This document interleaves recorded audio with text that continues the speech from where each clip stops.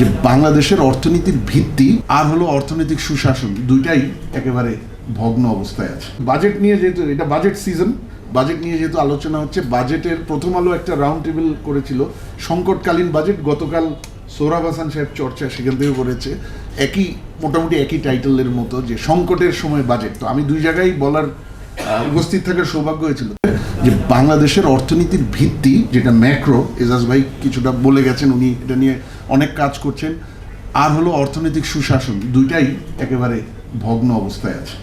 এর কনটেক্সটেই কিন্তু আমাদের ব্যাংকিংয়ে বাজেট দিতে হচ্ছে। এর কনটেক্সটেই আমি আশা করি সরকার এখনও 110 দিন আমি দেখিনি, বাট আশা করি সামনে দিবে, অর্থনৈতিক রিকাভারি অ্যান্ড রিকনস্ট্রাকশন প্ল্যান আসবে। আর সেই অর্থনৈতিক ভিত্তি এবং সুশাসনটা যে নড়বড়ে হয়েছে, এটার একটা বড় কারণ আমার ব্যাংকিং গভর্নেন্স, যেটা এটা নিয়ে আর নতুন করে আলোচনার কিছু নাই যে কেন কবে থেকে ভেঙে পড়েছে। এইখানে আমার মনে হয় মিডিয়া, আমি এসে এজাজ ভাইয়ের কিছু তো শুনলাম, বিদিশা আপারটাও শুনলাম, এবং দে আর অ্যাবসোলুটলি রাইট। তখন একটা সময় ছিল যখন থেকে এটা মানে টাইম কোরিলেশন যদি করি 15 সাল অনওয়ার্ডস, তখন এগুলো নিয়ে বেশি কথা বলা যেত না, সরকারি ফোরামে এগুলো নিয়ে কথা বলা যেত না।